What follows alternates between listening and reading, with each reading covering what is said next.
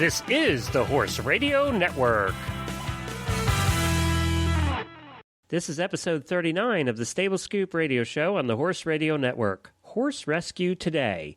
We would like to thank our sponsor, Equestrian Collections. Equestrian Collections brings the whole universe of equestrian shopping to your fingertips. You can visit them at equestriancollections.com.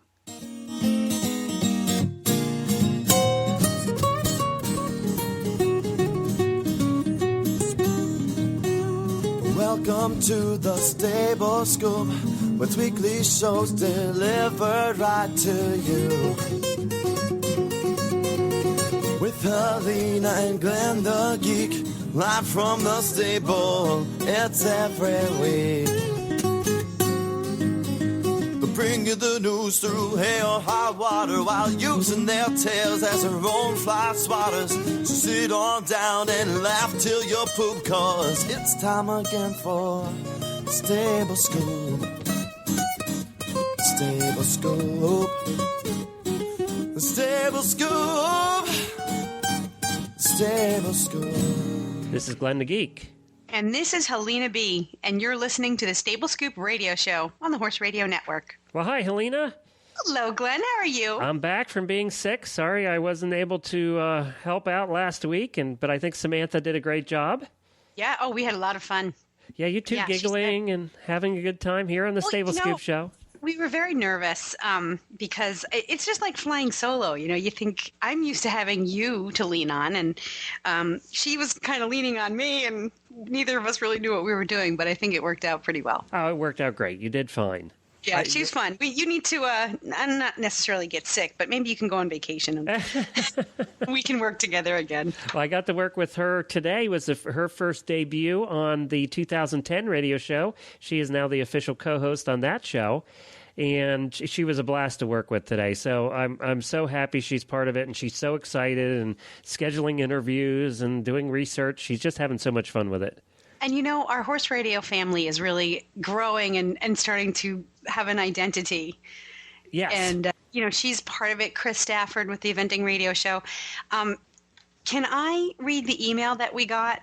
Oh, sure. This week, because it has just made my day. It's made my week. I think it's if there's anything that we wanted to achieve with the Horse Radio Network, it's exactly what this person wrote to us. Right. So, right. I agree. All right. Go ahead. Can I do that now? I don't want to wait till the end. No, go do it now. Okay. And she was writing about the wrap-up show that we did after Rolex. She writes, I thoroughly enjoyed the wrap-up show. This was my first time to listen in, and all I can say, if this is only in its 6 months, you all are doing a bang-up job. The passion, the exchange of dialogue was done to make the listeners feel like they're a part of the show. Just like sitting down across from y'all with a bourbon ale or a drink of Kentucky well water. Best to you, as I will be checking in regularly. And that's from Kale Terrace, I think. We should let everybody know that you were drinking bourbon ale at the time. So. No, I'm not bourbon. No, you were drinking bourbon ale. That was the bourbon ale. Remember, we had that new concoction there that they had just put out. That's what that was? Yeah, Kentucky see how much ale. I trust you? I don't even know what I'm drinking. Yeah. Thank you for that email, because that's exactly what we hope to achieve. Yeah, we should put a plug in. She has a website called Cowgirls with a Z. Or no, Cowgirl Zen Photography. Yes. Right. And she does photography and stuff, and we appreciate that, and we're glad we picked up a new listener with that show. That's an interesting show for her to come in on first, because it was completely different than any other show we've ever done.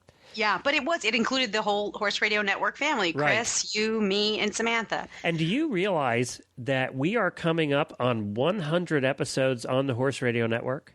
Ooh, are we having a party? I know. I need to look at which show it's going to fall on. It's going to be very soon. In the next couple of weeks, we're going to be, and I've done almost all of them. So it's going to be 100 episodes of listening to me, which doesn't sound too good to me. But no, me either.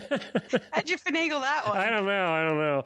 But you know what's interesting, too, is I've gotten probably to interview 150 really cool people on all of those shows. And it's been so much fun to do this. This is just like the best job ever. Right? Right? It's just a lot of fun, and we get to talk to some cool people, and we're going to have some of those people on today. Today is all going to be about horse rescue and really what the economy has done to horses and pets. We're actually going to be talking a little bit about pets because we have with us Kim Bennett, who's the Vice President of Shelter and Outreach and Public Relations for PetFinder.com. And as we all have been to Pet Finder. I don't know. Yes. You're a horse person or a dog person or an animal person. You've been to Pet Finder. So, but it is the oldest and largest searchable directory for homeless pets in the world. And, I was on there yesterday and saw a greyhound that's just right over here in Kentucky, and it was so cute. And Jennifer had to say, no, be a responsible pet owner. So that's part of what we're going to talk about today, too, is what is a responsible adopter? Right. And trying to cover that as well. And we're also going to have Lori Nagel, who is the Kentucky Equine Humane Center's executive director, and they deal with equine humane rescue here in Kentucky.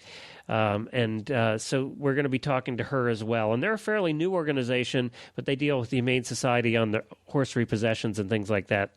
Or you can just give up your horse if you're having economic trouble or anything like that. They'd rather have you give the horse to them so they can get it adopted out. Right. So we're going to talk to the both of them. So it's going to be an interesting show. It's a little more serious topic than we've done recently, but it's an important topic, I think, as well.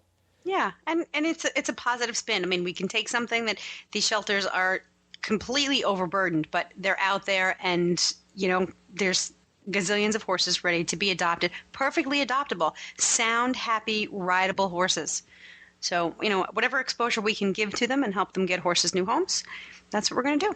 All right, great. And you've had a busy week. I know you came in about 1 minute after the show was going to start today. And Can I just tell you, this is the best part about having my own show, because I can get on here and just vent.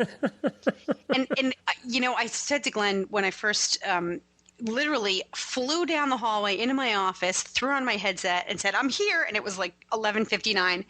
And we started recording at 12. And I do this to Glenn quite a bit. Every week, pretty much. I know. I said to Glenn. And I love you for it. I have so much to talk about today. And he said, oh, good. And none of what I have to talk about has to do with horses. One part does. But it does tie in because as a mom and a wife and an employee, how to balance your life and have horses in it, I think is something that's relevant to everybody.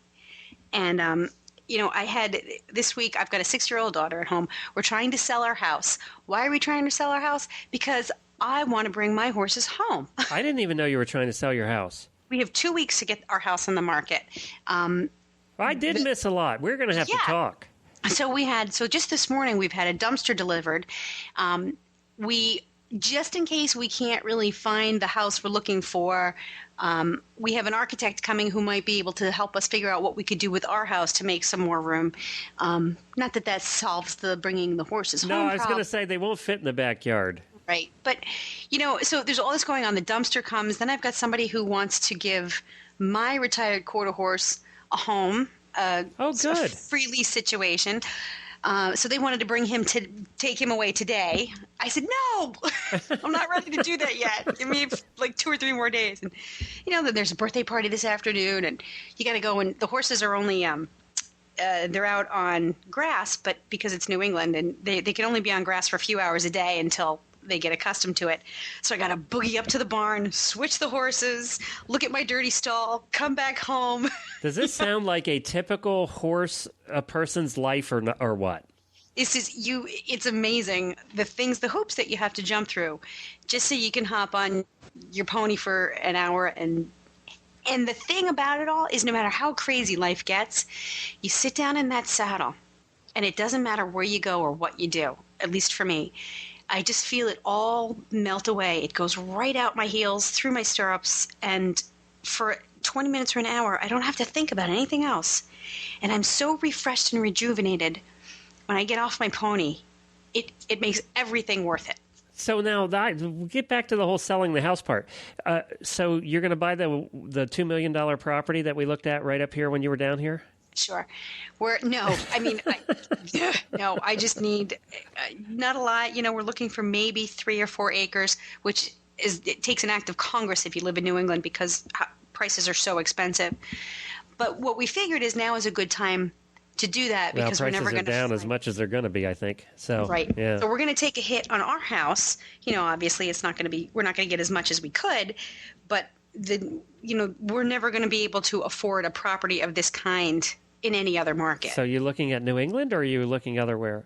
Yeah, we'd like to stay in our town because our daughter is already making friends, and it's an easy commute to Boston for my husband, and the school system's great, and it's horsey. There's trails everywhere. Yeah, it is horse central up there. It's sort of like the Lexington of New England up there where you are. It is. Yeah. It is. I mean, I've never done this, but people tell me that you can trail ride from. They say from Maine down to the South Shore of Boston, but I know for sure from the North Shore of Boston all the way around to the South Shore of Boston. I think it's called the Bay Circuit Trail. But I didn't know that. Yeah. You can't even drive that without taking about 3 days. Yeah. Well, you can trail traffic. We can trail ride. So we're going to try and stick here in town. All right, great. Well, good luck with that. And, but yeah, it kind of makes me a little crazy. So, you can... just make sure you have your headphones and your Mac, and we can record from hotels or wherever you end up in the meantime. Somebody's basement. You're not kidding. We'll be broadcasting from Zeke's stall. Exactly. Well, this month we have some brand new items that are up and that you can register to win in the Stable Scoop giveaway. We have 2 of them. We have a Best Shot Equine MED Rain Rot box set. She couldn't have given us something with a longer name. Oh, please. I sounded really silly last week. I cracked up when you were saying it last week because I could just tell you were just trying to get through it.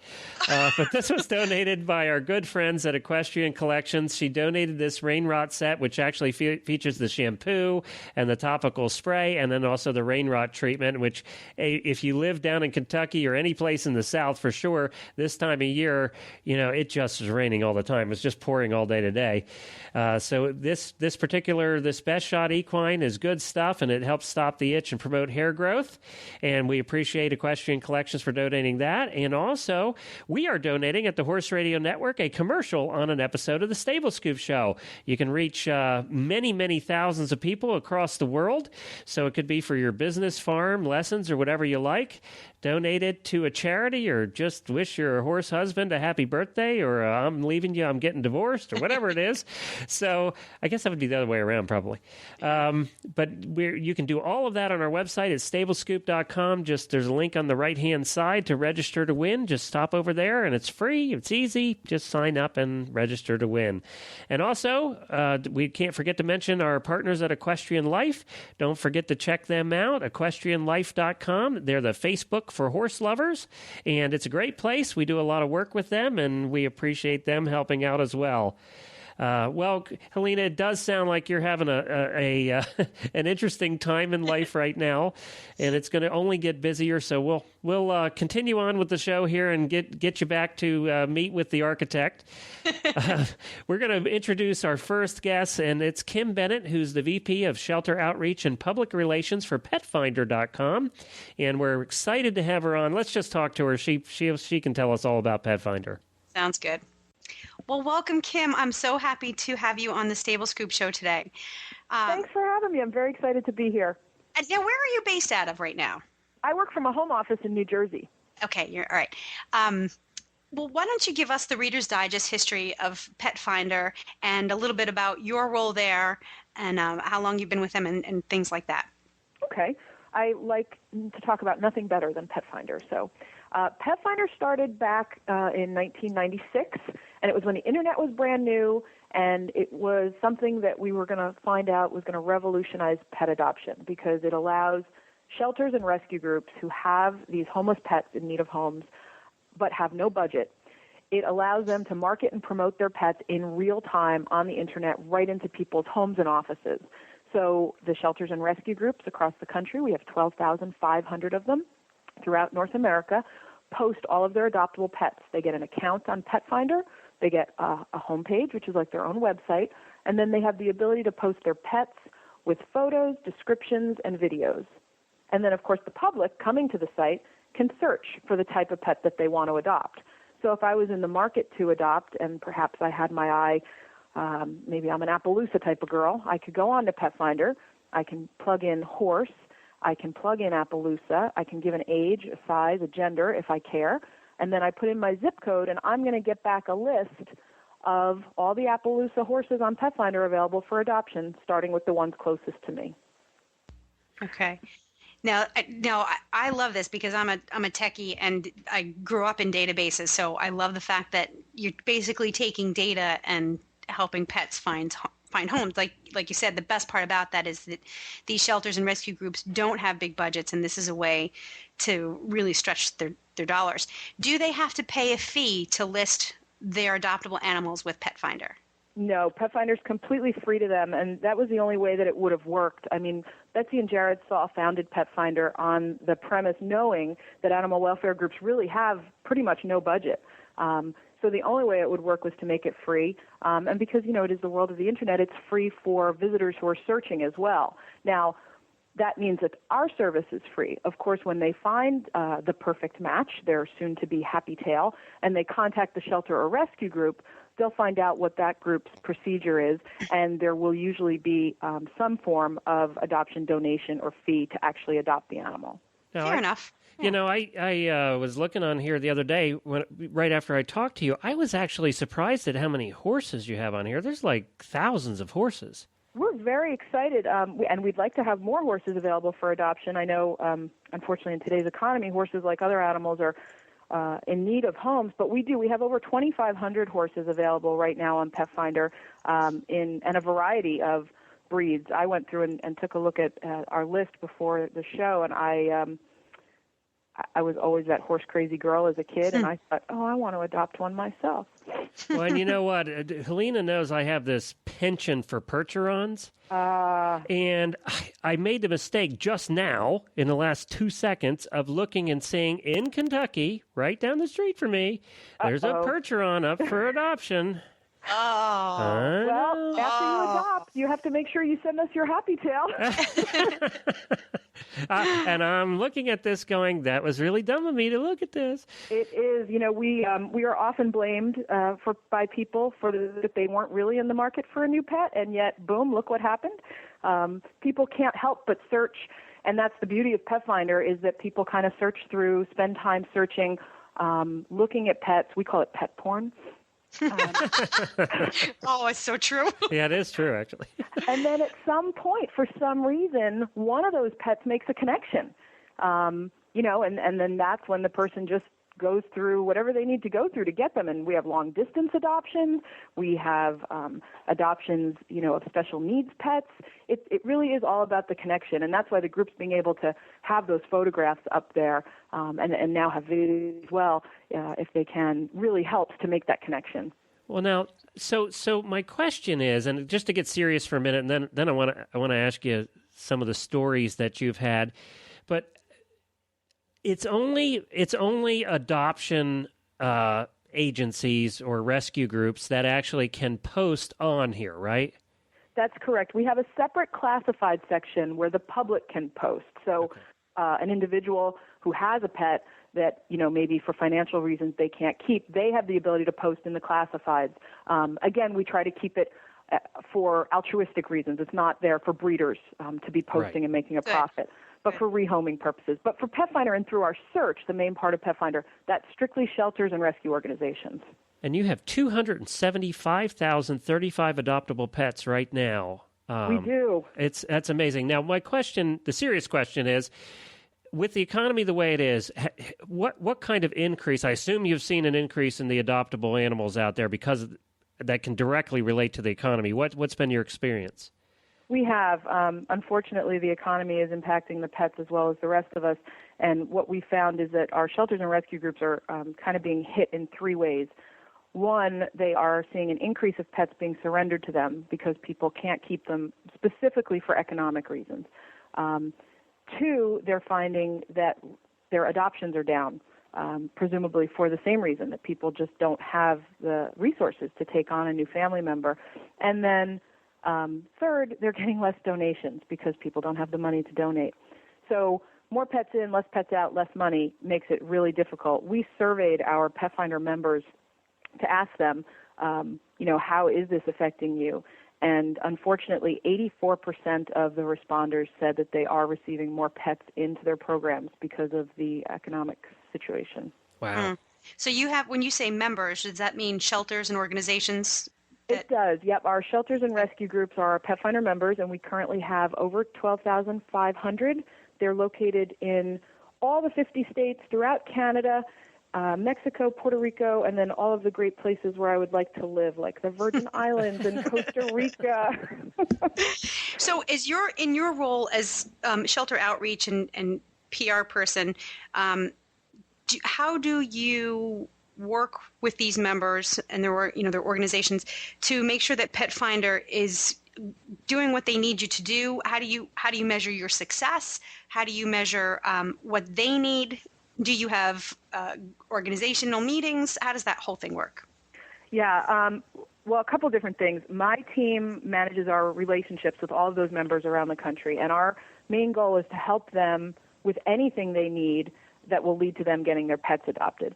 So one of the ways we measure success, we're constantly in touch with them getting feedback, but is adoptions, because that's really the name of their game.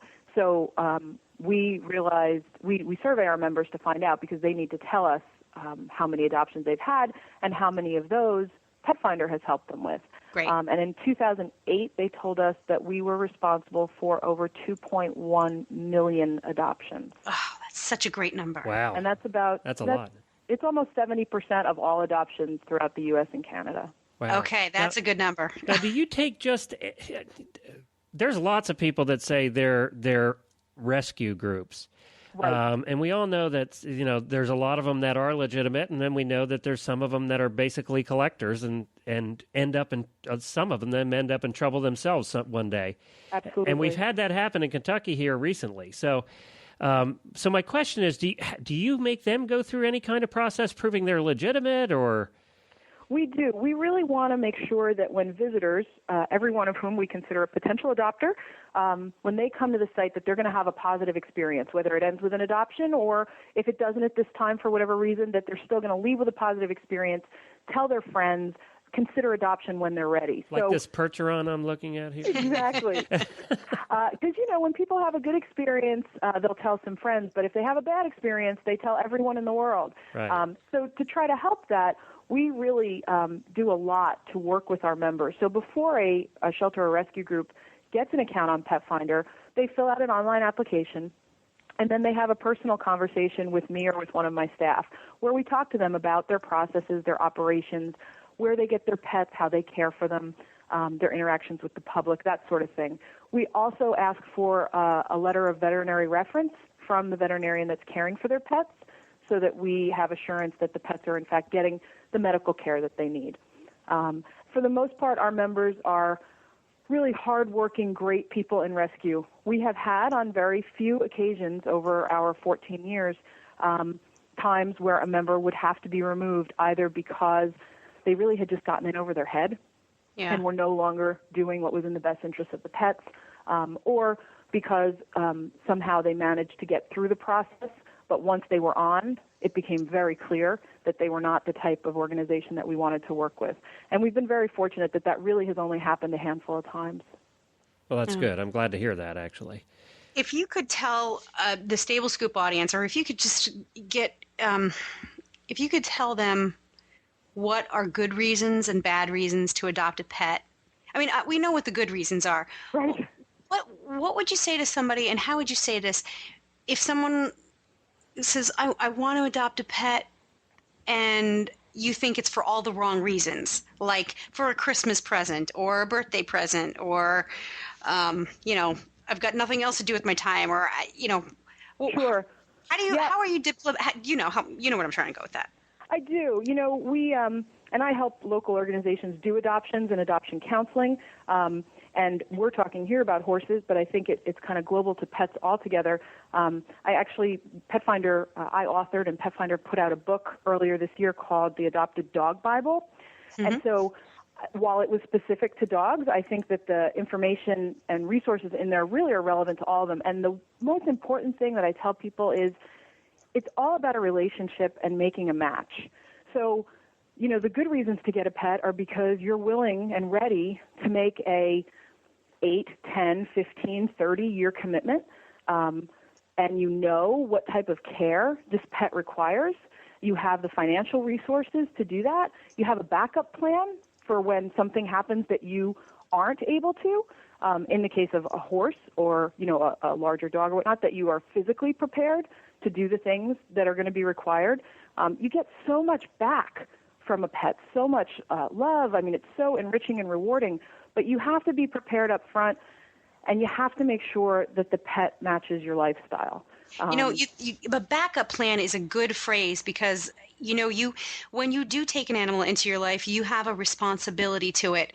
And I think it's okay if it doesn't work out. And this is just me getting up on my soapbox a little bit. But when you said the words having a backup plan, it is such a simple thing to have and can really save you and the animal a lot of heartache, because it's okay for you to say, this animal isn't working out for me, because you don't know until you get it home that it's going to be a good fit, or maybe he or she isn't great with the kids, or the horse is a little too much horse for you. But if you've got that plan, then the same organizations that you get your animal from are most of the times happy to take it back, or talk to your local shelters. Like, I get so many phone calls because I am, an animal freak.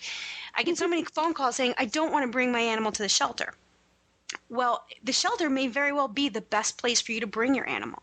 Absolutely. I mean, and if you've adopted from the shelter, most of them actually require that you bring the animal back, or at least contact them and let them help you rehome the animal in a safe, responsible place.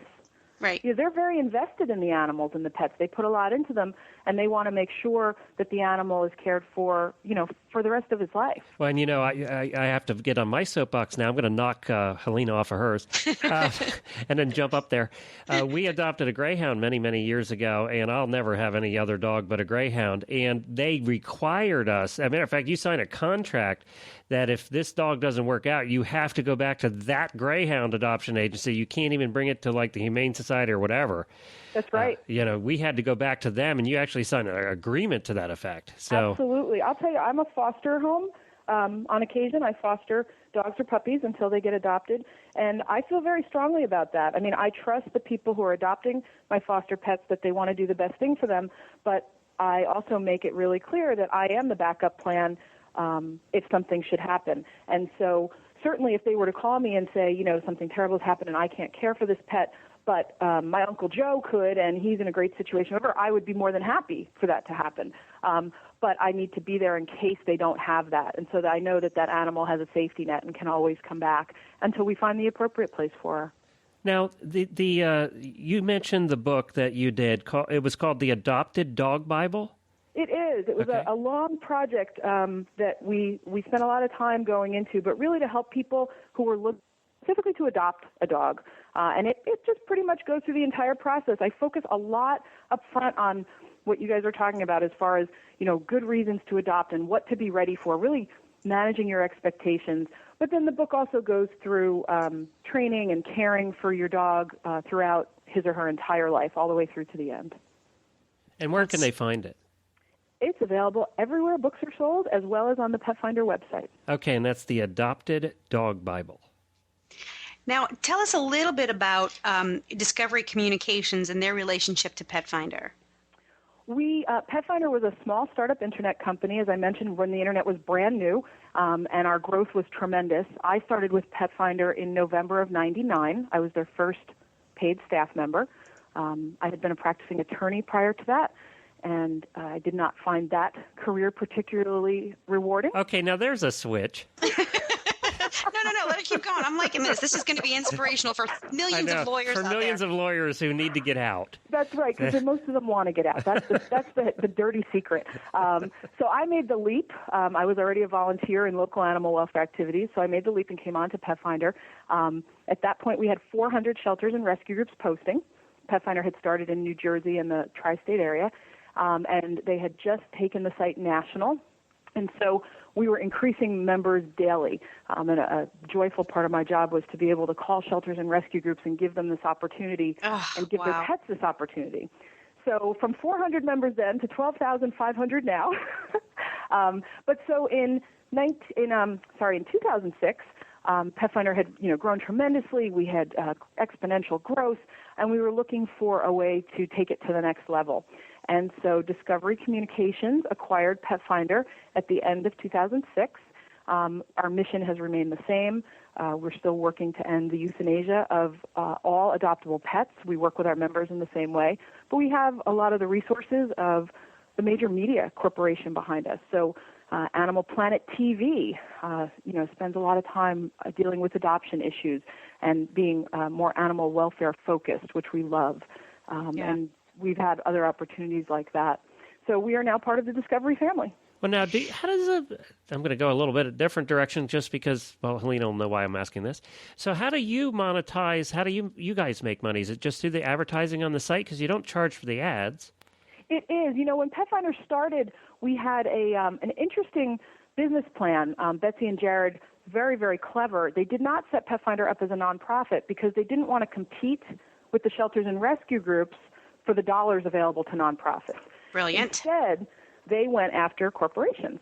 So we had exclusive categorical sponsorships. For example, pet food company, Purina, Pet Supplies, Petco, Marielle, who's a pharmaceutical company that manufactures pet products.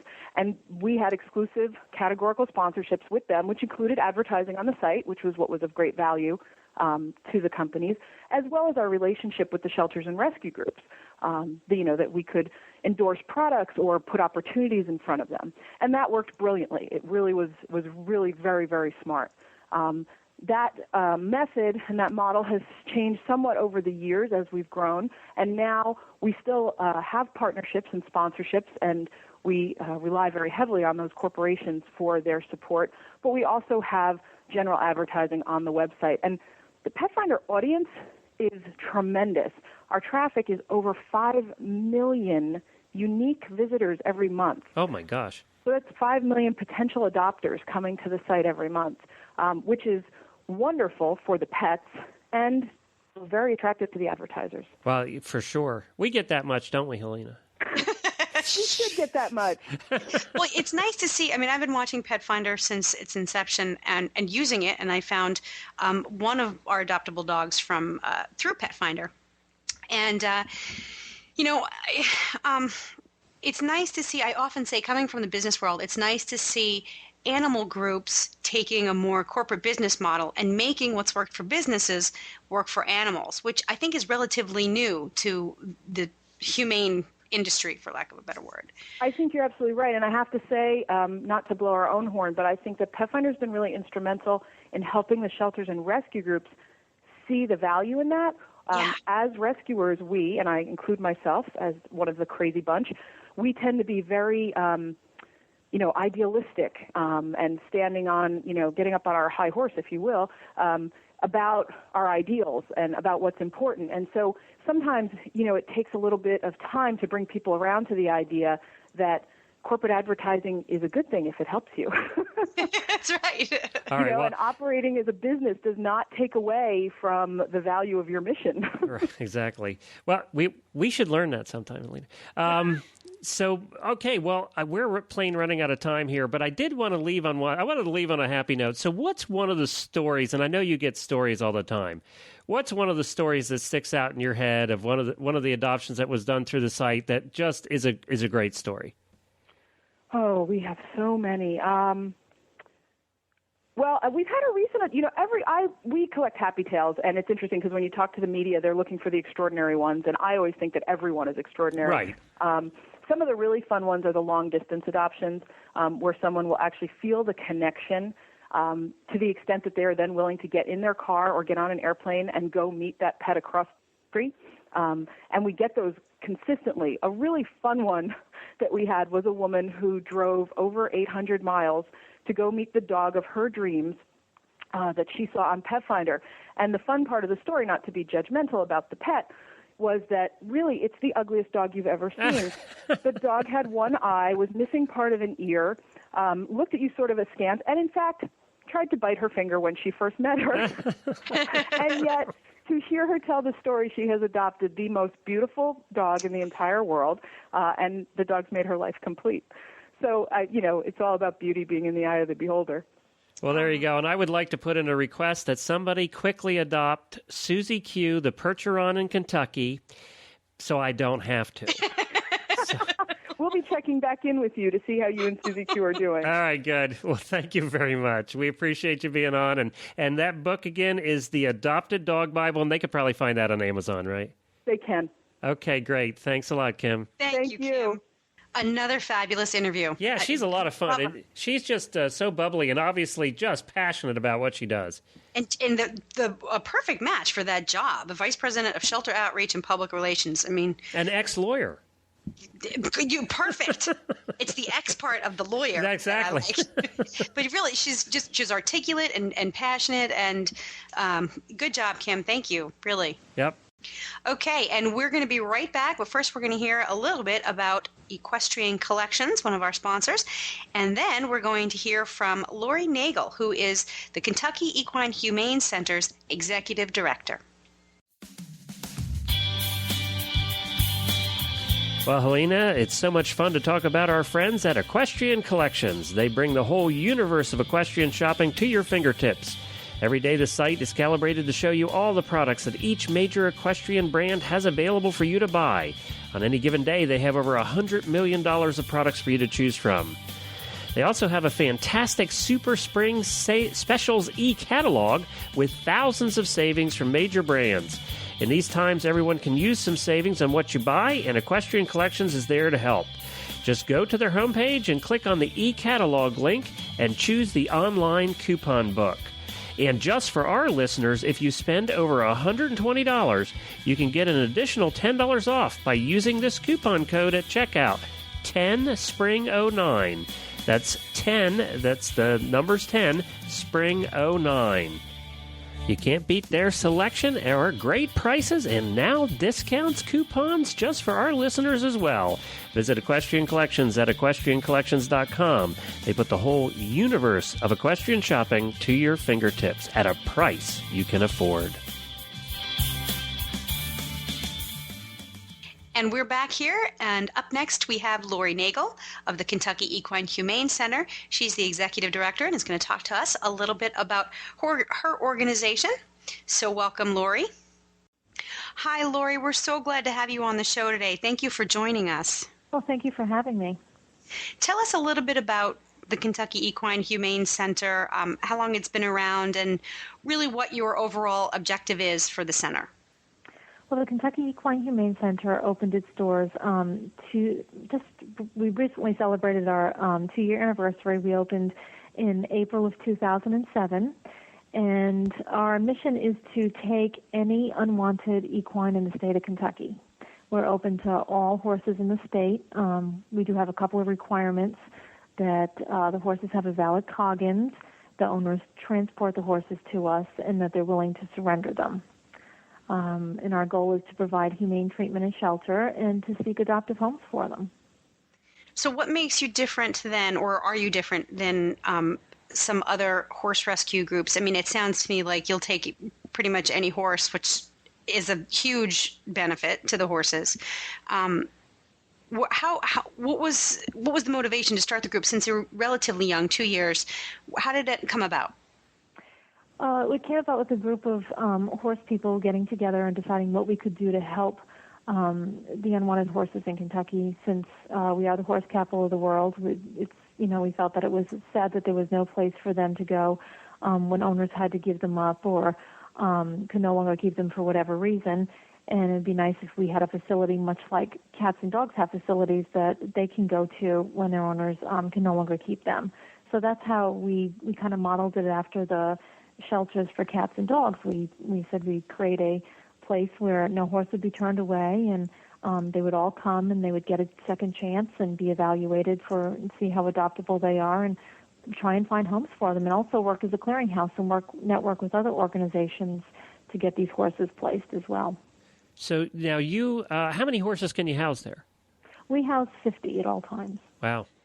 And I bet you it's full right now at all times. They're always full. They're always full. We don't, like I said, we don't turn anybody away. What we've done is if someone has a horse and they have a facility where they can keep the horse, we will schedule them to come in, just, make an appointment with them. If the horse if it's not a crisis situation, if it's coming from animal control situation or right off the racetrack that they have an immediate need, then we will take them right away. Okay. And we're also different in the sense that we have stalls at every Kentucky racetrack. Oh, you do? Oh, okay. That's... How does that work? If an owner or trainer decides to give up their horse, they no longer can keep them and they don't want to keep them one more day. We have designated stalls at every Kentucky track. We have volunteers at the racetracks that will house the horse, feed and water them, and care for them until we can arrange transportation to get them to the center.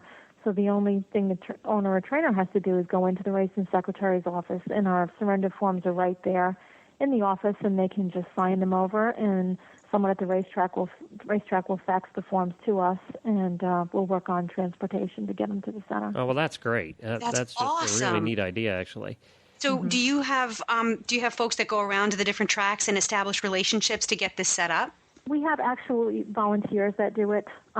We have one volunteer, her and her boyfriend he's a trainer, so they will take them in one of their stalls, or they'll put them in a designated stall at the track.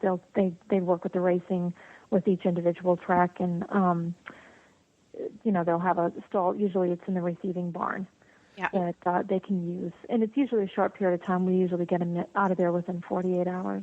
But it's so convenient that it's such a it's making a smooth transition, and I think that might be a big stumbling block for a lot of people surrendering their horses. Absolutely. It's such a hassle. Especially if the horses, the horses are injured if they have a sesamoid or a suspensory, or they need to be rehabbed.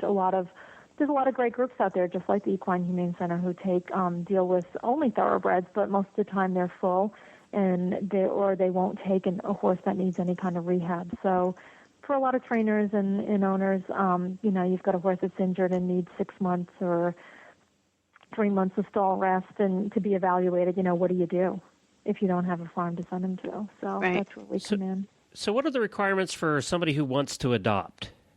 If someone's interested in adopting, they have to complete a written adoption application, and that can be found on our website. They submit photos of their facility, whether it's their own farm or a boarding facility. We ask for a $10 donation to process the application, and proof of residence, so that actually they can show us a copy of a utility bill or telephone bill that ties their name to the address that they're putting on the application.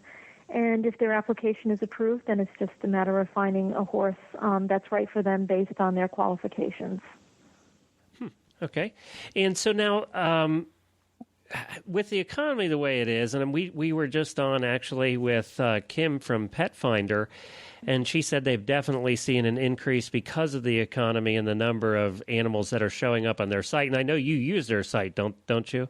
Yes, it's a great site. We get a lot of interest from Pet Finder. We have a lot of people looking for horses on Pet Finder. I know a lot of people don't think to look for horses. I didn't either. Cats and dogs, yeah. But we have thousands of views. Pet Finder will send us a weekly report of how many times our horses have been looked at, and the number is always in the thousands. Wow. So now with the economy, have you seen the same thing? Just a lot more traffic in? Oh yes, it's every day. Every day we have phone calls of horses that need to get in. And it's just, and you can directly relate that back? It's due to the economy. We hear financially they just can't afford to keep them. They've lost their job. They're losing their farm. People are getting out of the horse business, whether it's breeding, racing. So yeah, we've seen everything is pretty much related to the economy now, a lot more so now than it was 2 years ago. And besides finding homes for these horses, what would you say are your organization's greatest needs at this point? Well, we always have a financial need because we are a 501c3, and even though we're an organization that's open to all of the horses in Kentucky, we don't get any state or federal funding. And I think a lot of people think that we're funded somehow by the state or the government. We're not. So we rely on donations to keep our doors open. And right now we're in need of financial donations. We can always use supplies of hay or bedding and any type of horse supplies. And always volunteers. We have a great group of volunteers, but we can always use more.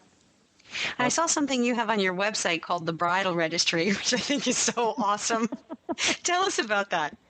Well, it's just a page of different ways that people can either shop to help. There's different things that they can do to help if they can't help out financially. For instance, there's a site called Good Search, and they can make that their homepage and choose us as the charity. And it's very similar to Google. So every time they do a search, we get 1 penny. Ooh. So it's not costing them anything, but it all adds up. And you're looking for votes? There's also different businesses that give us donations for, they'll give us a donation based on a purchase. So, we have Cafe Press. There's a lot of different things that people can do to help. Now, you're also looking for votes to win a $20,000 grant, I see here, too. That's right. That would be tremendous. And it's from the Animal Rescue site? Go to our website and vote. Yeah, and it says vote for us at the animalrescuesite.com. Mm-hmm. And you could win $20,000. So the Animal Rescue site is the one giving away the... Yes, they're giving away grand the money. prize is $20,000. Even if we didn't win the $20,000, they give away weekly grants. Oh, great. So, okay, Helena, are you on? You're on their website. Of course I just know you are. Okay, so go to the. I've 3 horses I want. All right, well, go to the left and go to Adopt a Horse under Adoption there, and then go to Horses for Riding. Already there. And look at the second one down. That is the cutest mare. Phoenix? I know. Isn't that the cutest little quarter horse mare? She's cute. She has one blue eye. Is that right? Mm-hmm. She is just the cutest.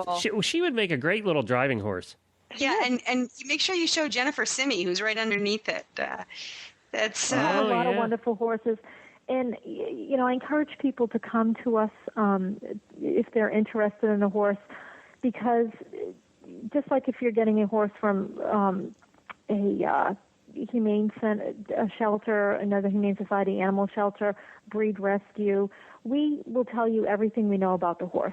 We're going to be honest, we're going to be upfront, and we're going to give you all the information we know about that horse. Their physical condition, their emotional issues, if they have any, and what we feel they'd be suitable for. Our goal is to find a good home for the horses, and I think that's we're seeing more and more people coming to us to adopt, and for those reasons, because not only do the horses need a home, but they're very happy that we disclose everything we know about the horse, because sometimes people, you hear all these horror stories of people who have bought horses and the people have not been honest, and the horse is not what they, the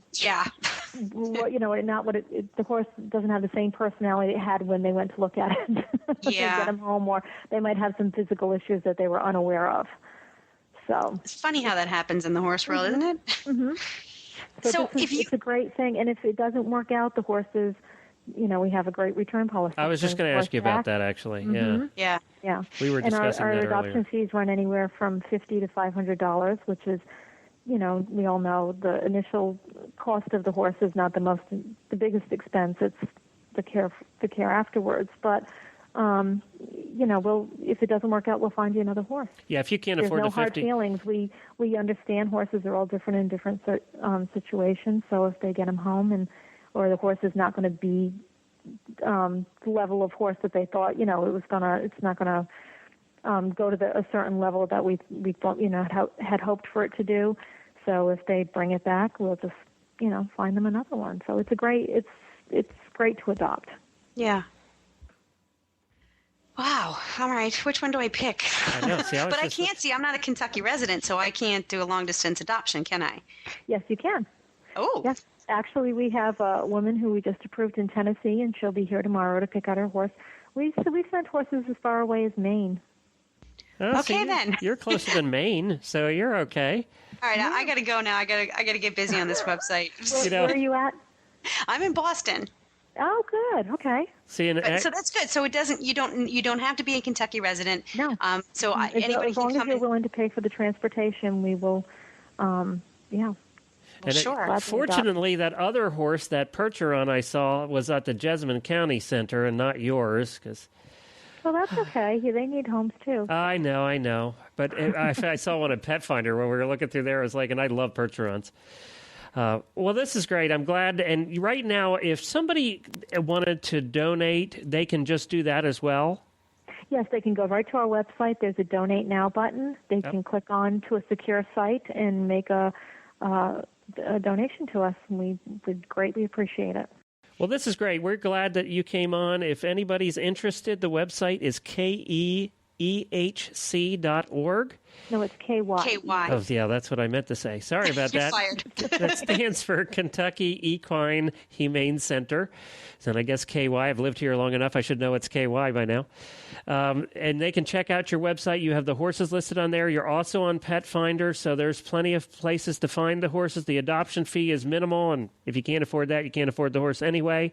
Absolutely. And we encourage everybody to check it out, to donate, volunteer if you have time and live local here in Kentucky. You can volunteer or adopt a horse. They need homes. No matter where you live. I'm going to say this again because Glenn butchered it. Usually I'm the one who butchers this stuff. But I'm going to take over here. It's Kentucky Equine Humane Center, and the website is www.kyehc.org. And we'll also put a link on our show notes to that. Great. Thank you so much. All right. Thanks a lot, Lori. All right. Well, that was great to have Lori on and Kim and to talk about the subject. It's obviously a hot topic right now, and these animals all need homes, and I'm just glad that we could do a little bit of our part to help accomplish some of that. And now I have to tell Jennifer that I'm adopting a Percheron and a Greyhound. She'll love that. And we have a backyard about the size of yours, so that'll be great. All right. And we got another email. You read one earlier in the day, but we got another one. Actually, this was left on our Facebook page. We have a Facebook fan page. You can find us on Facebook. Just in the upper right-hand corner, search Stable Scoop. And please follow us. Join us on Facebook. We'd be happy to have you. And she wrote, "Love the show. I wish it was on every day." And after your diatribe earlier in the show, I was sitting here just laughing, thinking, I should just tell Helena that we're going to start doing these daily now. No, I can't. I want to. I can't, but I want to. I know. It would be fun to do them daily, but even I would run out of things to talk about, I think, every day. Well, maybe not. I so would not. But that's my curse. Some people say it's a blessing. I say it's my curse. Well, I'll tell you what, we do two other shows that I do get to talk on every week, and the first is the Eventing Radio Show. This week, Samantha filled in for me because I couldn't talk, and actually did the show with Chris, and they got a report from Kate Green on the badminton horse trials over there, and they got to hear from the winner, Oliver Townend. And also, this past weekend was the Jersey Fresh 3-day event, and they had 3 international divisions at that event. And Amber Heinsberger gives us the scoop on who did what at the Jersey Horse Park. And we also do the 2010 radio show. We're all about the World Equestrian Games next year here in Lexington, Kentucky. It was Samantha's first show as my co-host, and we had a lot of fun. It was nice to have somebody to talk to. I was sitting here by myself with the microphone. It's kind of weird. And we spoke with John Nicholson, Executive Director of the Kentucky Horse Park, and he gave us a report on Rolex and how the new stadium went and how he thinks everything's going construction-wise over there. And also Kim Bennett, who also happens to have the same name of the guest we had on today, who's Director of Hospitality Packages for the World Equestrian Games. And you know those expensive packages we talked about, tens of thousands of dollars to go watch with the fancy tables and everything? They've already sold out of the reigning ones. Can I tell you, though, that remember how I poo-pooed them when we first talked about them? Yep. Yeah, I'm all over that now. I'm done. I am all about spending your life savings on the hospitality Well, you packages. got to see a little bit of what they're going to do at Rolex, too. And it's nice stuff. Yeah, I got over that real quick. Poo-poo me. All right, so those are the other two shows, eventingradio.com and 2010radioshow.com. And also be sure to listen here next week as we bring you another another great equestrian topic on the Stable Scoop Show. You can find our contact information. Just go to the website at stablescoop.com, and all the links we talked about a ton of links today. They'll all be on our show notes at stablescoop.com. Stop by there and click through and check out all the different things we talked about. We'd also like to thank our sponsors, Equestrian Collections, for being with us. She's great over there. They do a wonderful job, and you basically can do all your equestrian shopping at Equestrian Collections. Their selection is enormous, so you can go there at equestriancollections.com. Well, Helena, did I miss anything? No, you did okay. We'll keep you. All right, well, thank you, Helena, and we will see you again next week. Yes, we will be back with the scoop.